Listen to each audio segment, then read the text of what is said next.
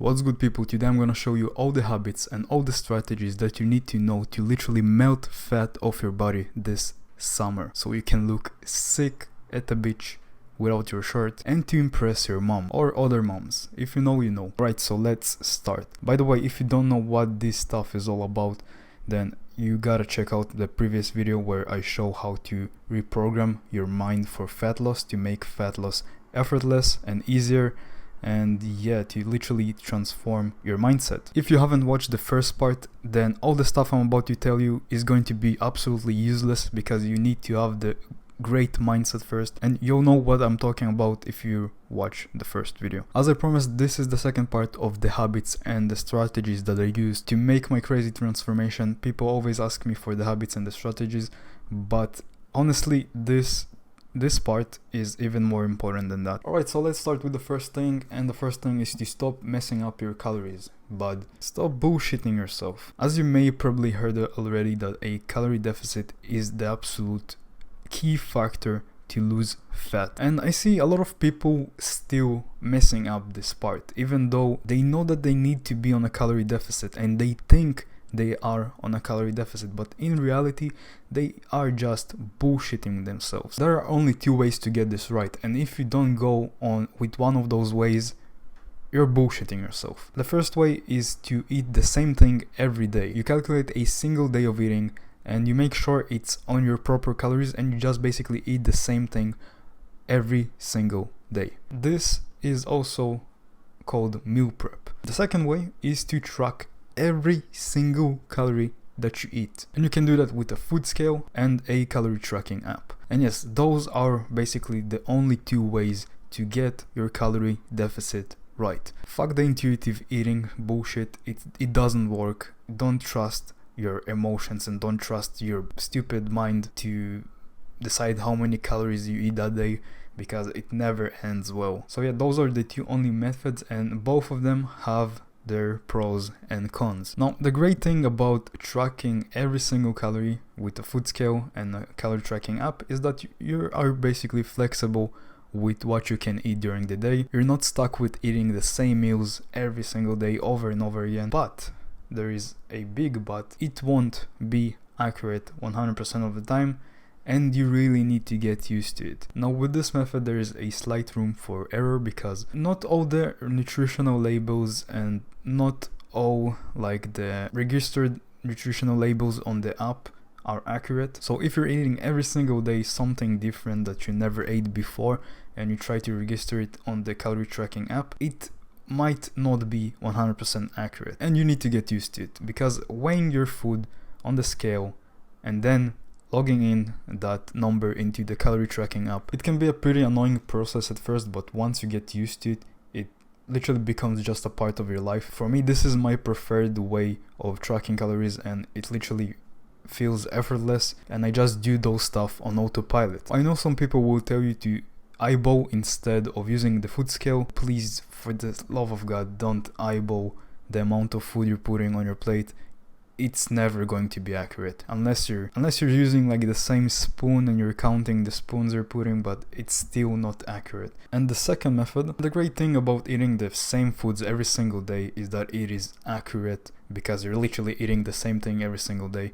If you're not losing weight, you just can eat smaller portions, and yeah, it will be accurate. You will lose weight at a certain point of reducing your food. Also, another great thing is that it's a lot less decisions to make. You don't need to think about what I'm gonna eat this day, how much I'm gonna eat this day, will fit my macronutrients for the day. The not so great thing about it is that it's extremely boring. It gets so boring that you stop enjoying life at a certain point. I can't really imagine eating the same thing every single day, and this is why I chose this method over the eating the same thing every day. Also, you're not flexible whatsoever, so if you want to like go out and eat like a fancy meal with your boys or go on a date, yeah, you're not so flexible there, buddy. Yeah, you're basically stuck with the meal prep you made for the week. Of course, you can go off your diet and cheat, but I'm also gonna cover cheat days and refeed days in this video, so watch till the end. So you might think to yourself, Ethan, that's great to know, but how do I calculate my calories, and how many calories do I need to eat every day. So listen up. There are lots of methods, but honestly, it's just a trial and error game. Nothing out there is completely accurate, just need to test things out, but generally speaking, you burn 14 to 16 calories per a pound of body weight. Not a kilogram, a pound of body weight. Why 14 to 16? Because some people are less active than other people. If you have a office job and you don't do any cardio whatsoever, you probably burn around the 14 calories per pound area. And if you are extremely active, you have an active job, you go to the gym every single day and you do cardio, you probably are in this area. And if you're moderately active, then you're in the middle. So I don't really use pounds on the daily basis, so let's take 73 kgs, that's how much I weigh right now, and it comes out to be 161 pounds. So 161 times 15, it comes out to be 2,400 calories. So that's roughly should be my maintenance, but I'm gonna be completely honest with you, this is not my maintenance. My maintenance is something more like 2,300, 2,200 calories. Even though I am pretty active, my metabolism is on the slower side, and that's fine because I also get less hungry. So this is why I said that it's a trial and error game. Nothing is gonna be accurate. So this is gonna be a rough estimate, okay? So in order to really know if that is your actually maintenance number to stay in the same weight, you need to check if your weekly average weight changed from week 1 to week 2. So weigh yourself every single day for 2 weeks and do a weekly average. If you gained weight from week 1 to week 2, then you probably need to take out 100 calories from the maintenance. If you're still gaining weight, then take out another 100 calories from the maintenance, and do that every single week until your weight completely flatlines and you're able to maintain your weight with the calories. But if, for example, you lose weight from week 1 to week 2, you need to add extra 100 calories every week until your weight flatlines and you're able to maintain. So let's say this is my maintenance calories, alright? This is not actually my maintenance, but whatever. 2,400 minus 500 is 1,900 calories, alright? This is your deficit. Take your maintenance and you should subtract 500 calories, and this is your deficit. Now it's completely up to you. If you want to lose fat a bit slower, you can do minus 400 calories. If you want to lose fat faster, you can do minus 600, but I wouldn't recommend doing a deficit larger than like a 700 calorie deficit. You're gonna start losing muscle eventually, and yeah, it's not gonna be pretty. Another thing is, don't get stressed if you don't lose weight at first. This can happen for many reasons. You might be stressed, you might still retain a lot of water from the salt you're eating. Like, this can happen from a million reasons. Most of the time, when I start my fat loss, I don't see any weight loss, like any movement on the scale whatsoever the first like week or two, and then my weight starts to suddenly drop. And also, don't rely on the scale that much. I literally lost on my last cut like 4 kg, and it looks a lot more than 4 kg, I can tell you that. So don't rely on the scale that much. Rely on how you look from week to week. Take progress pictures. Knowing your calorie deficit is great and all, it's amazing, but you need to actually hit it every single day consistently. And the only way you can do that is by making it easier and making it sustainable. And the way you can do that is by first thing first, fasting at night or in the morning. This is not really essential, but it's really helpful if you can do that. Fasting is great because you have like a smaller window to eat your calories, and you can eat like 2 or 3 big meals and really like enjoy your meals, and then yeah, just chill without food. Some people prefer that. Actually, it's 50-50 for me. Half of the time I fast, half of the time I don't really fast. It's nothing crazy, but yeah. The second thing is to eat foods that take longer to chew. When it takes you a lot more time to chew your food and to finish it, you tend to enjoy it way more when you have less calories, and you tend to be way more satisfied with your meal. So instead of eating like mashed potatoes or even worse, drinking your calories. Never drink your calories, especially if you're cutting. Don't do that. You're gonna stay hungry. You're gonna fuel all your calories for the day and you're gonna stay hungry. So instead of eating like mashed and soft food like mashed potatoes or any other soft foods, eat hard foods like vegetables, like fruits, like meats, especially red meat. Like, it will take you a lot more time to chew on a steak than on a spoon of mashed potatoes, because when I drink my calories and when I eat soft foods and mashed foods, I just basically feel like I didn't eat at all. Also, another thing that will make you more satisfied and less hungry is high fiber, high protein foods. This should be the majority of your foods.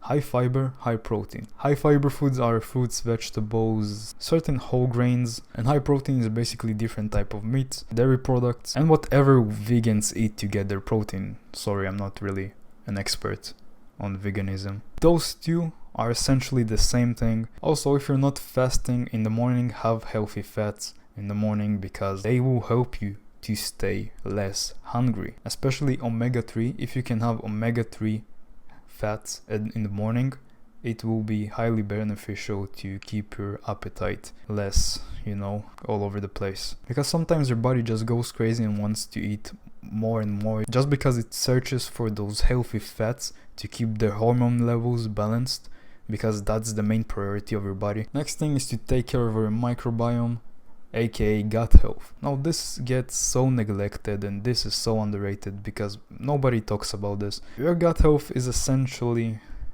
your second brain and it can affect you massively. I'm not gonna get into the whole process of what it's doing to your body because it's too fucking complicated, alright? But essentially you want to take care of your microbiome so you keep your appetite lower and your overall health at peak. You can do that by eating high probiotic foods like kimchi, for example, like sauerkraut, like kefir, for example.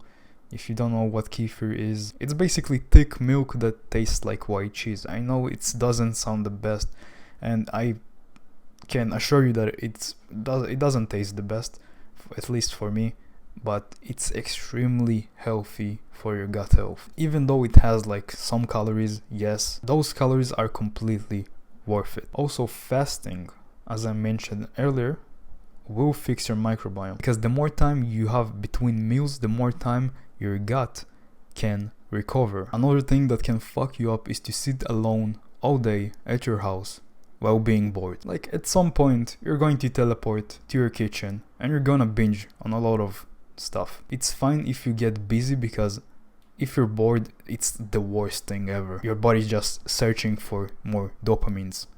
And you can get easily more dopamine by eating like a piece of chocolate. Which, by the way, you should allow yourself like 10 to 20% out of your total food intake to come from cravings. So you can have that piece of chocolate like here and there after your meals, but just don't go overboard and eat like the whole chocolate bar. So essentially I want to do that so you can chill the fuck down and make this whole calorie deficit sustainable. Because if you go strict all of the time and you eat extremely healthy, yeah, you're gonna fail. You're gonna fall off eventually. So yeah, eat 80% healthy and 20% whatever you crave. Alright, so after you got your calorie deficit on point, the second strategy you can go for is to control your NEAT. Your NEAT is basically the calories that you burn by just living, fidgeting, walking, talking, tweaking, breathing, and yeah, you get a point. Every single basic function is you burning energy, aka calories. From all of those stuff, walking is king. Walking is the best because we can control our walking, we can control our steps, we can set ourselves a daily step goal. So if you want to burn extra calories without it negatively impacting your energy levels, then you should set yourself a daily step goal. Make sure to start easy because you want to be as consistent as possible with your steps for the best results possible. So yeah, start easy, start low, start with like 6,000 steps every single day, track them, hit them consistently, and then over time increase them to 7,000, to 8,000, to 9,000, to 10,000, and you can even go up to 20,000. You want to make sure you're hitting the same weekly average goal of your 10,000 steps every single day, and that is the thing that truly matters.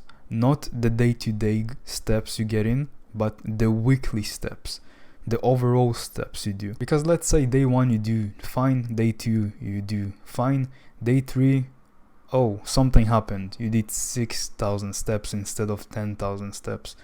So the next day, on day 4, you do 12,000 steps. On day 5 you do 12,000 steps again. And then on day 6 and 7 you do 10,000 steps as usual. So this comes out to be an average of 10,000 steps per day. It's fine if you mess up a day, you can just do extra steps the next days. Like, this is a completely normal week. This is what you should expect. You can actually burn more fat with your steps if you do them after a heavy workout. Because after a 60 to 90 minute heavy workout, you're going to use your glycogen and you're going to be glycogen depleted. And when you are depleted from glycogen and you decide to do extra steps on top of that, your body would need to use a different type of energy because it just ran out of glycogen. So the next best thing for it to use for energy is fat. Your body is gonna use fat instead of glycogen because it's out of glycogen. But again, this whole process can only happen when you completely deplete yourself from every single drop of glycogen that you have with a heavy workout. It's approximately gonna take you between 60 to 90 minutes to deplete your glycogen stores. And also make sure you don't eat anything in between the time you go to the gym till the time you get home and do all of your steps. Because if you're going to eat something, especially carbs, if you're going to eat carbs, you're going to mess up this whole process. So don't eat anything from the time going to the gym till the time you get home and you do all of your steps. Also, please don't fall into the cardio trap, because people think the more cardio you will do, the more calories you will burn, the more easier it will be to lose fat. But in reality, it's not exactly like that, because the more moderate to intense cardio you do, the more hungrier you will be. And I literally tested this for myself. I ran for like 21 days straight every single day, and my hunger just shot up. Like, I never was this hungry before. And even though I ran every single day and I did cardio every single day for 21 days, I gained fat because I was just that more hungrier. So more cardio won't equal to more fat loss. Okay, so strategy number 3 is to have refeed days. Now, refeed days are not cheat days. Refeed days are days when you eat a little bit more food to help your body recover from all that diet fatigue, and this can really save your ass if you get stuck on your weight loss journey. Alright, so you probably ask yourself, when is the right time to have refeed days? And I generally look for these red flags. If all you can think about is food, your scale is stuck on the same weight for weeks, you're feeling like shit, your strength at the gym is going down, your testosterone is lower due to the lack of calories and healthy fats, and you might even look a bit more bloated. If you experience like 80% out of those red flags, it's probably time to do a refeed day. Now, to be honest, if you're just starting out and you just started to lose fat, you don't really need this. This is for my more advanced homies that got stuck in the middle of trying to lose weight. So if you got all of the red flags, you're probably asking yourself, how long should I do my refeed days? The general rule of thumb is to take a diet break and eat maintenance for at least half of the time period you've been dieting for. So let's say you've been dieting for 2 months and you just get stuck and experience all of those red flags. You probably would need a 1 month of refeeds. Is it 1 to 2 or 2 to 1? Okay, who the fuck cares? You get my point. If you do 6 days of dieting, you will need 3 days of refeed. But keep in mind that diet fatigue is going to be different for everyone. So experiment, listen to your body, listen to your intuition. I hate to say this, but yes, your intuition plays a huge role in this. If you have a coach, he's probably already giving you this advice, and he's probably judging the way you look, the way you feel based on the amount of time you've been dieting for, and he's probably taking into account refeed days. And if he doesn't give you any refeed days whatsoever, then run. And by the way, this is why professional bodybuilders, even though they're experienced as fuck, they still have professional coaches, because it's extremely useful to have like a second opinion of how you look and how you feel, to really decide if you need those riffy days or you're just a little bitch. And obviously I'm gonna plug myself here because I do coaching calls, so if you want to work with me one-on-one, then there is a link in the description where you can book a coaching call with me, and yeah, it will definitely change your life. I'm not even joking here, because who else gives you this type of advice? Okay, I'm done yapping. Anyways, so you're probably thinking to yourself, how much should I eat on my riffy days? How many calories?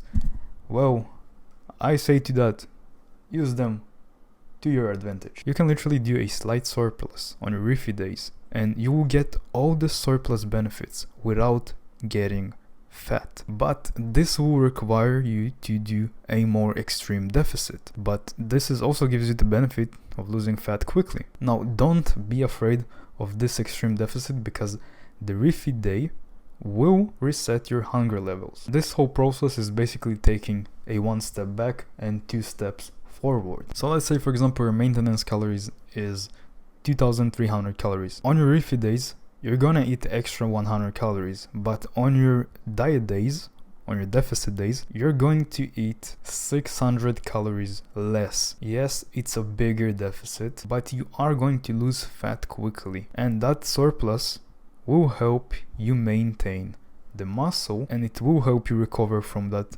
extreme deficit. Alright, the fourth habit is sleep and stress management.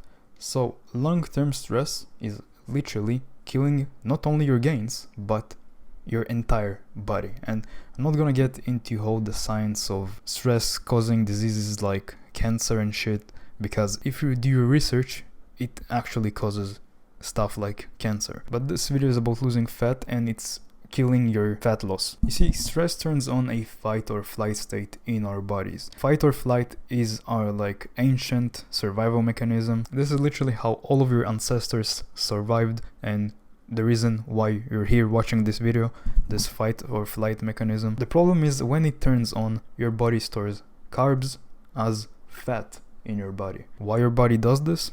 Because fat is nothing more than stored energy. So just in case you need to fight or run from something, like a bear or some shit, or a saber-toothed tiger, I don't know what the fuck they had to deal with in the old days, but yeah, you can get fat from stress. It served us in the Ooga Booga days, but now it's doing more harm than good, because we get stressed from small shit like getting a pimple, or even worse, women. Like, imagine getting stressed over women. We've all been there. So stress management should be one of your top priorities, because our body wasn't designed to deal with copious amounts of stress on the daily basis for a really long time. It's just killing you. Your body was designed to deal with stress only in small bursts. You have to realize that we are under constant amount of stress because most of us are living in the past or the ugly future. They live on anxiety, they live on past traumas, and yeah, they just stress the fuck out. And this is the reason why they have so much struggle to lose fat. So the only best fix for that is to live in the present moment, or at least in the best future you can imagine yourself having. So here's how you can avoid stress. Number one is to sleep more. Horrible sleep is the best recipe for a shitty and stressful life. Why? Because your hormone levels are all over the place, your thoughts are all over the place, and remember that if you live in the past or the ugly future, you will be more stressed, and because of that your emotions are all over the place. And yeah, not to mention that you will feel way more hungrier, you will lack a lot more energy, you will feel like shit, everything just going to feel like shit, everyone will annoy the living fuck out of you, and life is going to be miserable for you because you chose not to sleep as much. And also, when your life is shitty and stressful, your shitty attitude attracts even more shit into your life, and it's just a constant cycle of eating shit. So please take care of your stress levels and sleep more. Another thing we talked about earlier is riffy days. they are extremely useful because diet fatigue equals stress. And the third thing you can do is to meditate and do a mental diet. Your thoughts and perception of the world is the only thing that truly makes you stressed. I'm gonna repeat this. Your thoughts and perception of the world is the only thing that truly makes you stressed. Meditation will train your brain to be aware of your thoughts, of what you think on a daily basis, so you can practice a mental diet. And all a mental diet is, it's basically filtering out all the bad and stressful thoughts you have during the day. Because you've been meditating and you've been training your brain to be more aware of your thoughts, you can realize that you have stressful thoughts and you just can observe them and let them fade away. Because when you realize that you have a stressful thought and you become present in the moment, that thought automatically fades away. So in the long term, this whole process will help you lose a lot more fat. Okay, bonus point, progress check-ins. Number 5, hunt for progress. You have to be super fucking excited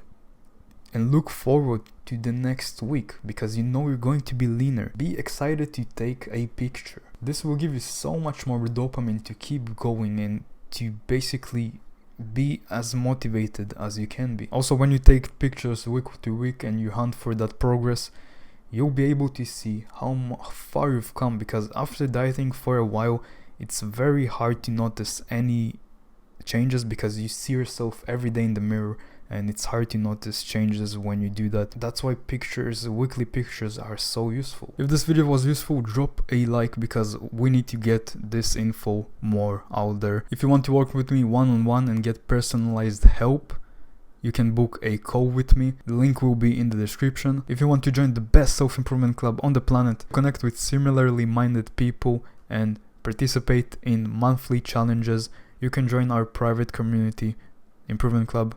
Link will be in the description. And yeah, I'll catch you in the next one, but don't forget to wake the fuck up.